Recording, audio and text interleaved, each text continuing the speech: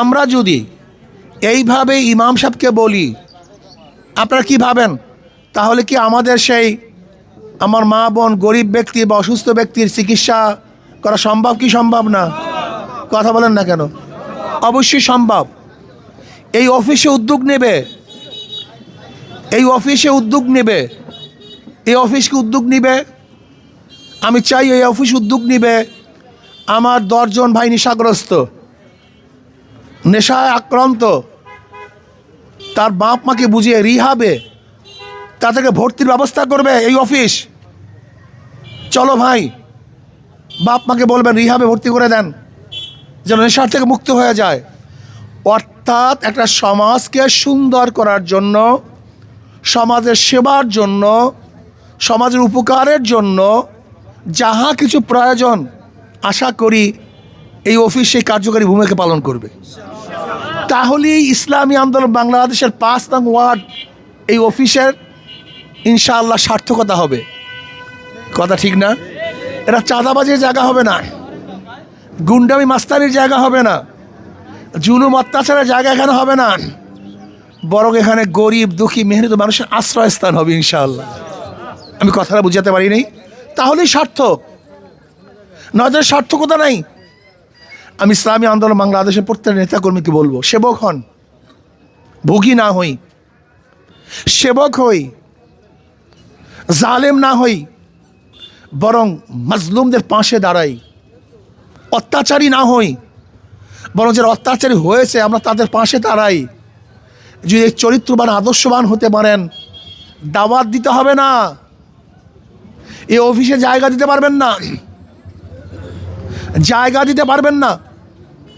কিন্তু যদি এই অফিসগুলি অন্য অন্য অফিসের মতো হয়, চাঁদাবাজির জায়গা, গুন্ডামের জায়গা, মাস্তানির জায়গা, জুলুম অত্যাচারের জায়গা, তাহলে মানুষ আস্থাহীন হয়ে যাবে, মানুষের আশা এবং আকাঙ্ক্ষার প্রতিফলন ঘটবে না।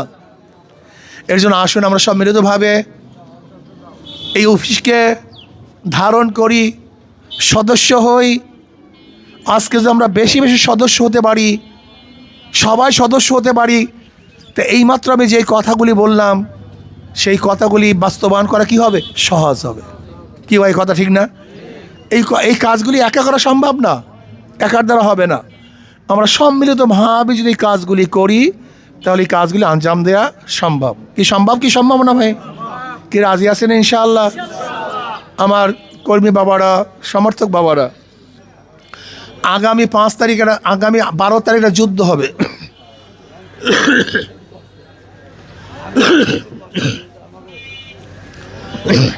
আগামী 12 তারিখে যুদ্ধ হবে। কথা না বলি, আগামী 12 তারিখে যুদ্ধ হবে। আমি বিশ্বাস করি 5 নং ওয়ার্ডের সেফাহ সালাররা, কর্মীরা, সৈনিকেরা সেই যুদ্ধে বিজয় হবে ইনশাআল্লাহ, এবং বিপুল ভোটে বিজয় হবে ইনশাআল্লাহ। বিশ্বাস করি সবচেয়ে বেশি ভোটে বিজয় হবে ইনশাআল্লাহ। আজকে থেকে ঝাঁপিয়ে পড়তে হবে, ঝাঁপিয়ে পড়তে হবে। ইসলামী আন্দোলন বাংলাদেশ তারা ইসলামকে প্রতিষ্ঠিত করতে চায়, তারা হককে কায়েম করতে চায়। আমাদের মধ্যে যারা ইসলামের নামে আসছে কিন্তু শরিয়াত বাস্তবায়ন করতে চায় না, ইসলামী আন্দোলন তাদেরকে নিয়েও কোনো অবস্থাতে সামনে চলতে পারে না। ইসলামকে কায়েম করার জন্য আমরা সামনে অগ্রসর হব। এত খাটনি কেন? অন্য দলে যাবেন, চাঁদা দিবে, পয়সা দিবে, এখানে আসছেন নিজের পয়সা দিয়ে, নিজের খরচ দিয়ে। কেন? আল্লাহর জমিন, আল্লাহর হুকুমতকে কায়েম করার জন্য। যদি শরিয়াত বাস্তবায়ন না হয়, এরকম সংগঠনের কোনো প্রয়োজন রাই থাকবে না, হতে পারে না। ইনশাআল্লাহ আগামী যুদ্ধে লড়ার জন্য সবাই প্রস্তুত আছেন তো ইনশাআল্লাহ? কই হিম্মত তো আমি দেখছি ইনশাআল্লাহ। আসতে করকে রাজি আছেন তো ইনশাআল্লাহ? ঘরে ঘরে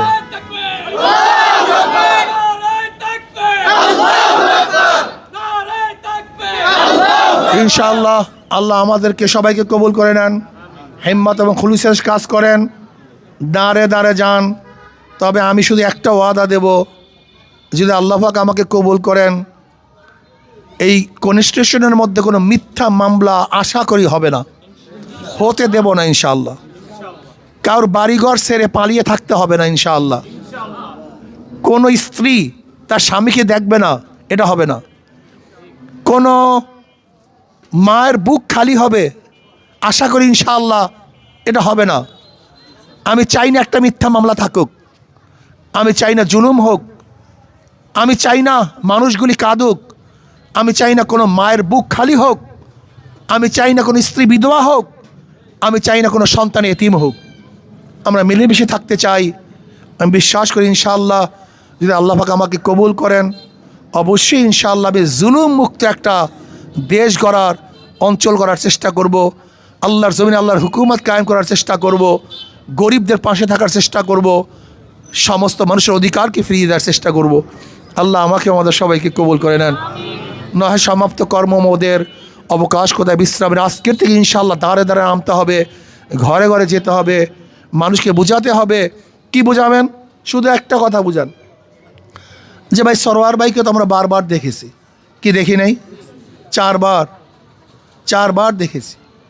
এমপি, হুইপ এবং মেয়র, তিনি কি করেছেন কি করেন না সব আমরা জানি। যদি দ্বিতীয়বার আবার নির্বাচিত করেন, জনগণ করবে, কিন্তু কি করবে নির্বাচিত হলে সবাই আমরা জানি। কিন্তু আমাকে একবারও দেখেননি। আমি কি করতে পারবো আপনারা এখনও আমার বাস্তব রূপ দেখেন নাই। শুধু একটা বার পরীক্ষা করুন, একটা বার। যদি আমি ফেল করি, 4 বার আপনার কাছে আসবো না, দ্বিতীয়বার কোনো দিন আর আপনাদের কাছে ভোট নেওয়ার জন্য আসবো না, দ্বিতীয়বার আসবো না। শুধু একটা বার পরীক্ষা করুন। কি রাজি আছেন ইনশাআল্লাহ? একটা বার ইনশাআল্লাহ অবশ্যই চেষ্টা করবো। আল্লাহ আমাদের সবাইকে কবুল করে নেন। আল্লাহুম্মা আমিন। রব্বানা